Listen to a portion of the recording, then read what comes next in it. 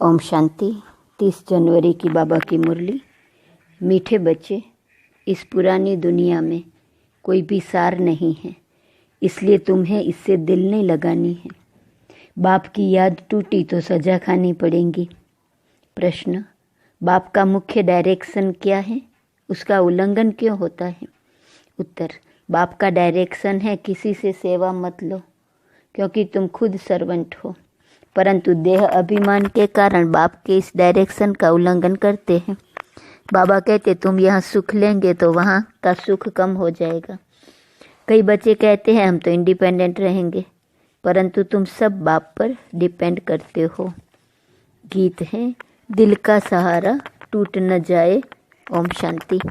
शिव भगवान उवाच अपने शालिग्रामों प्रति। शिव और शालिग्राम को तो सब मनुष्य जानते हैं, दोनों निराकार हैं। अब श्री कृष्ण भगवान उवाच कह नहीं सकते, भगवान एक ही होता है, तो शिव भगवान उवाच किसके प्रति? रूहानी बच्चों प्रति। बाबा ने समझाया है बच्चों का अब कनेक्शन है ही बाप से, क्योंकि पतित पावन ज्ञान का सागर स्वर्ग का वर्षा देने वाला तो शिव बाबा ही ठहरा। याद भी उनको करना है। ब्रह्मा है उनका भाग्यशाली रथ, रथ द्वारा ही बाप वर्षा देते हैं। ब्रह्मा वर्षा देने वाला नहीं है, वह तो लेने वाला है। तो बच्चों को अपने को आत्मा समझ बाप को याद करना है। मिसला समझो रथ को कोई तकलीफ होती है, वह कारणे अकारणे बच्चों को मुरली नहीं मिलती है, तो बच्चों का सारा अटेंशन जाता है शिव बाबा तरफ। वह तो कभी बीमार पड़ नहीं सकते। बच्चों को इतना ज्ञान मिला है, वह भी समझा सकते हैं। प्रदर्शनी में बच्चे कितना समझाते हैं, ज्ञान तो बच्चों में है ना। हर एक की बुद्धि में चित्रों का ज्ञान भरा हुआ है, बच्चों को कोई अटक नहीं रह सकती। समझो पोस्ट का आना जाना बंद हो जाता है, स्ट्राइक हो जाती है, फिर क्या करेंगे? ज्ञान तो बच्चों में है, समझाना है। सतयुग था, अब कलयुग पुरानी दुनिया है। गीत में भी कहते हैं पुरानी दुनिया में कोई सार नहीं है, इनसे दिल नहीं लगानी है, नहीं तो सजा मिल जाएंगी। बाप की याद से सजाएं कटती जाएंगी। ऐसा न हो बाप की याद टूट जाए, फिर सजा खानी पड़े और पुरानी दुनिया में चले जाएं। ऐसे तो ढेर गए हैं जिनको बाप याद भी नहीं है, पुरानी दुनिया से दिल लग गई। जमाना बहुत खराब है, कोई से दिल लगाई तो सजा बहुत मिलेंगी। बच्चों को ज्ञान सुनना है, भक्ति मार्ग के गीत भी नहीं सुनने हैं। अभी तुम हो संगम पर, ज्ञान सागर बाप द्वारा तुमको संगम पर ही ज्ञान मिलता है। दुनिया में यह किसको पता नहीं है कि ज्ञान सागर एक ही है।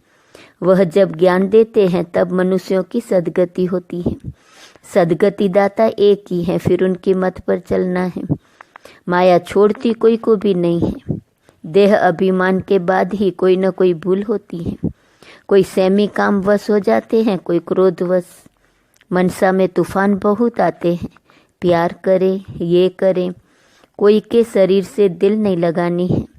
बाप कहते हैं अपने को आत्मा समझो तो शरीर का भान न रहे, नहीं तो बाप की आज्ञा का उल्लंघन हो जाता है। देह अहंकार से नुकसान बहुत होता है, इसलिए देह सहित सब कुछ भूल जाना है। सिर्फ बाप को और घर को याद करना है।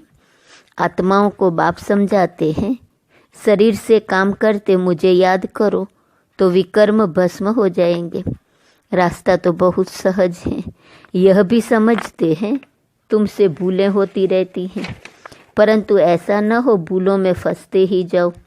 एक बारी भूल हुई फिर वह भूल नहीं करनी चाहिए। अपना कान पकड़ना चाहिए, फिर यह भूल नहीं होगी। पुरुषार्थ करना चाहिए। अगर घड़ी घड़ी भूल होती है तो समझना चाहिए हमारा बहुत नुकसान होगा। भूल करते करते तो दुर्गति को पाया है ना। कितनी बड़ी सीढ़ी उतरकर क्या बने हैं। आगे तो यह ज्ञान नहीं था। अभी नंबरवार पुरुषार्थ अनुसार ज्ञान में सब प्रवीण हो गए हैं। जितना हो सके अंतर्मुखी भी रहना है, मुख से कुछ कहना नहीं है। जो ज्ञान में प्रवीण बच्चे हैं वह कभी पुरानी दुनिया से दिल नहीं लगाएंगे। उनकी बुद्धि में रहेगा हम तो रावण राज्य का विनाश करना चाहते हैं। यह शरीर भी पुराना रावण संप्रदाय का है, तो हम रावण संप्रदाय को क्यों याद करें? एक राम को याद करें, सच्चे पिता व्रता बने न। बाप कहते हैं मुझे याद करते रहो तो तुम्हारे विकर्म विनाश हो जाएंगे। पिता व्रता अथवा भगवान व्रता बनना चाहिए। भक्त भगवान को ही याद करते हैं कि हे भगवान, आकर हमें सुख शांति का वर्षा दो। भक्ति मार्ग में तो कुर्बान जाते हैं, बलि चढ़ते हैं। यहाँ बलि चढ़ने की तो बात है नहीं। हम तो जीते जी मरते हैं, गोया बलि चढ़ते हैं। यह है जीते जी बाप का बनना, क्योंकि उनसे वर्षा लेना है, उनकी मत पर चलना है। जीते जी बलि चढ़ना, वारी जाना वास्तव में अभी की बात है। भक्ति मार्ग में वह फिर कितना जीवघात आदि करते हैं।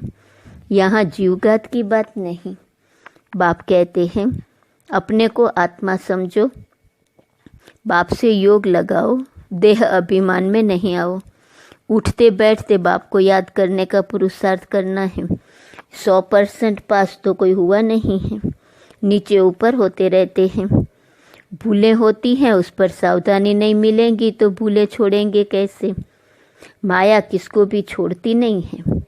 कहते हैं बाबा हम माया से हार जाते हैं, पुरुषार्थ करते भी हैं, फिर पता नहीं क्या होता है। हमसे इतनी कड़ी भूलें पता नहीं कैसे हो जाती हैं।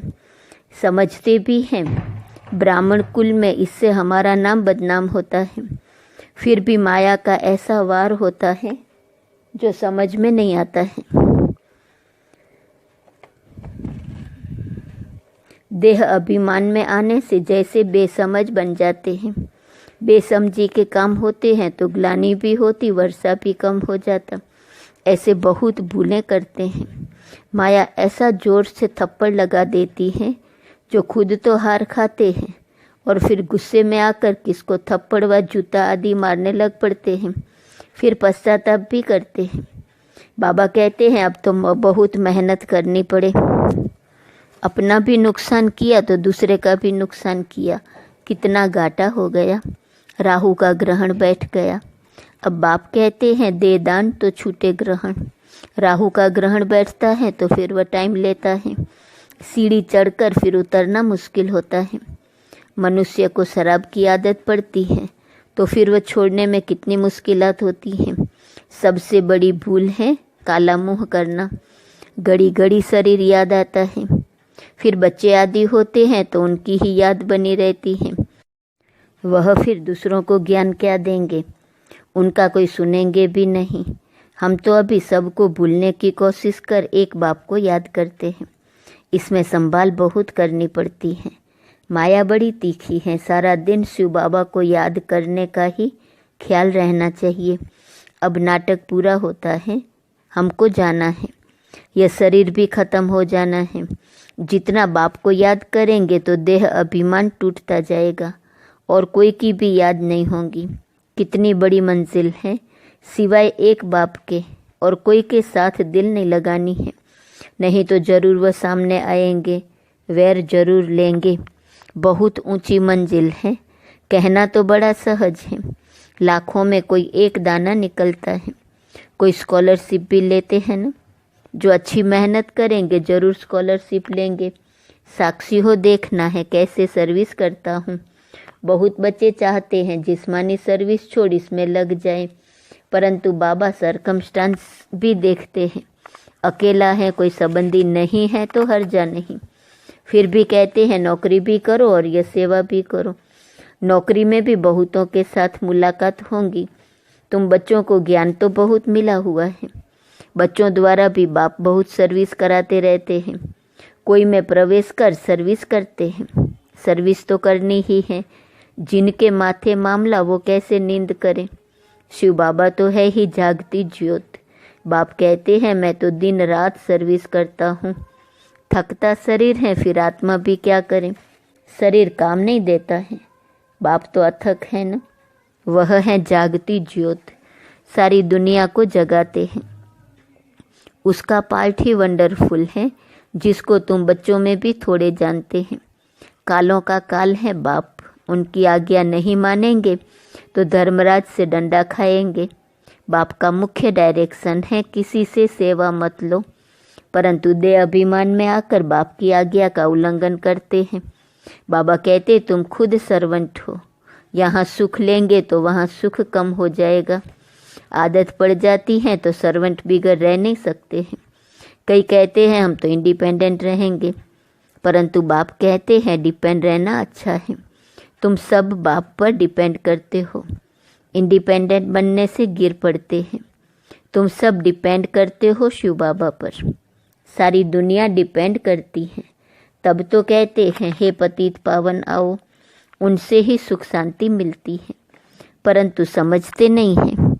यह भक्ति मार्ग का समय भी पास करना ही है।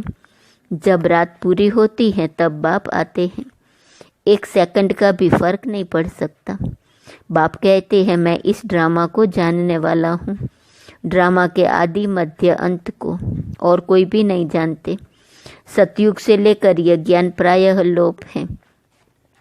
अभी तुम रचयिता और रचना के आदि मध्य अंत को जानते हो, इसको ही ज्ञान कहा जाता है। बाकी सब है भक्ति। बाप को नॉलेजफुल कहते हैं, हमको वह नॉलेज मिल रही है। बच्चों को नशा भी अच्छा होना चाहिए, परंतु यह भी समझते हैं कि राजधानी स्थापन होती है, कोई तो प्रजा में भी साधारण नौकर चाकर बनते हैं। जरा भी ज्ञान समझ में नहीं आता, वंडर है ना। ज्ञान तो बड़ा सहज है। 84 जन्मों का चक्र अब पूरा हुआ है, अब जाना है अपने घर। हम ड्रामा के मुख्य एक्टर्स हैं, सारे ड्रामा को जान गए हैं। सारे ड्रामा में हीरो हीरोइन एक्टर हम हैं। कितना सहज है, परंतु तकदीर में नहीं है तो तदबीर भी क्या करें। पढ़ाई में ऐसा होता है, कोई नापास हो जाते हैं। कितना बड़ा स्कूल है, राजधानी स्थापन होनी है। अब जितना जो पढ़ेंगे बच्चे जान सकते हैं हम क्या पद पाएंगे। ढेर के ढेर हैं, सब वारिस तो नहीं बनेंगे। पवित्र बनना बड़ा मुश्किल है। बाप कितना सहज समझाते हैं। अब नाटक पूरा होता है। बाप की याद से सतो प्रधान दुनिया का मालिक बनना है। जितना हो सके याद में रहना है, परंतु तकदीर में नहीं है तो फिर बाप के बदले और को याद करते हैं। दिल लगाने से फिर रोना भी बहुत पड़ता है। बाप कहते हैं इस पुरानी दुनिया से दिल नहीं लगानी है, यह तो ख़त्म होनी है। यह और कोई को पता नहीं है। वह तो समझते हैं कलयुग अभी बहुत समय चलना है, घोर नींद में सोए पड़े हैं।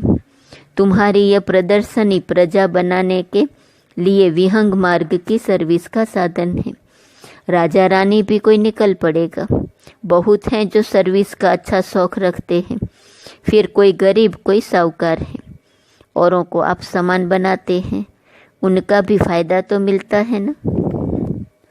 अंधों की लाठी बनना है, सिर्फ यह बताना है कि बाप और वर्षे को याद करो। विनाश सामने खड़ा है। जब विनाश का समय नज़दीक देखेंगे तब तुम्हारी बातों को सुनेंगे। तुम्हारी सर्विस भी वृद्धि को पाती जाएंगी। समझेंगे बरोबर ठीक है। तुम रड़ियाँ तो मारते रहते हो कि विनाश होना है। तुम्हारी प्रदर्शनी मेला सर्विस को वृद्धि पाती रहेंगी, सर्विस वृद्धि को पाती रहेंगी। कोशिश करनी है कोई अच्छा हॉल मिल जाए, किराया देने के लिए तो हम तैयार हैं। बोलो तुम्हारा और ही नाम वाला होगा। ऐसे बहुतों के पास हॉल पड़े होते हैं। पुरुषार्थ करने से 3 पैर पृथ्वी के मिल जाएंगे। जब तक तुम छोटी छोटी प्रदर्शनी रखो, शिव जयंती भी तुम मनाएंगे तो आवाज़ होगा। तुम लिखते भी हो, शिव जयंती की छुट्टी का दिन मुकर्रर करो। वास्तव में जन्मदिन तो एक का ही मनाना चाहिए, वही पतित पावन है। स्टैंप भी वास्तव में असली यह त्रिमूर्ति की है। सत्यमेव जयते, यह है विजय पाने का समय। समझाने वाला भी अच्छा चाहिए। सभी सेंटर्स के जो मुख्य हैं उन्हों को अटेंशन देना पड़े, अपनी स्टैंप निकाल सकते हैं। यह है त्रिमूर्ति शिव जयंती। सिर्फ शिव जयंती कहने से समझ नहीं सकेंगे। अब काम तो बच्चों को ही करना है। बहुतों का कल्याण होगा तो कितने लिफ्ट मिलेंगी। सर्विस की लिफ्ट बहुत मिलती है। प्रदर्शनी से बहुत सर्विस हो सकती है, प्रजा तो बनेगी ना। बाबा देखते हैं सर्विस पर किन बच्चों का अटेंशन रहता है, दिल पर भी वही चढ़ेंगे। अच्छा, मीठे मीठे सिकिलदे बच्चों प्रति माता पिता बाप दादा का याद, प्यार और गुड मॉर्निंग। रूहानी बाप की रूहानी बच्चों को नमस्ते, रूहानी बच्चों की रूहानी बाप को नमस्ते नमस्ते नमस्ते। धारणा के लिए सार। पहली पॉइंट, अगर एक बार कोई भूल हुई तो उसी समय कान पकड़ना है, दोबारा वह भूल न हो। कभी भी देह अहंकार में नहीं आना है, ज्ञान में प्रवीण बन अंतर्मुखी रहना है। दूसरी पॉइंट, सच्चा पीताव्रता बनना है, जीते जी बलि चढ़ना है, किसी से भी दिल नहीं लगानी है, बेसमझी का कोई भी काम नहीं करना है। वरदान, जुदाई को सदा काल के लिए विदाई देने वाले स्नेही स्वरूप भव। जो स्नेही को पसंद है वही स्नेह करने वाले को पसंद हो, यही स्नेह का स्वरूप है। चलना खाना पीना रहना स्नेही के दिल पसंद हो, इसलिए जो भी संकल्प व कर्म करो तो पहले सोचो कि यह स्नेही बाप के दिल पसंद है। ऐसे सच्चे स्नेही बनो तो निरंतर योगी सहज योगी बन जाएंगे। यदि स्नेही स्वरूप को समान स्वरूप में परिवर्तन कर दो तो अमर भव का वरदान मिल जाएगा और जुदाई को सदा काल के लिए विदाई मिल जाएंगी। स्लोगन, स्वभाव इजी और पुरुषार्थ अटेंशन वाला बनाओ। आज का स्वमान, मैं एकांतवासी आत्मा हूँ। अव्यक्त इशारे की पॉइंट 30 जनवरी।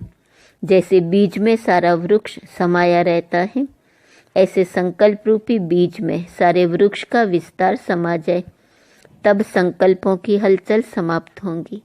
जैसे आजकल दुनिया में राजनीति की हलचल, वस्तुओं के मूल्य की हलचल, करेंसी की हलचल, कर्म भोग की हलचल, धर्म की हलचल बढ़ती जा रही है, उस हलचल से स्वयं को व सर्व को बचाने के लिए मन बुद्धि को एकाग्र करने का अभ्यास करते सकाश देने की सेवा करते रहो। ओम शांति।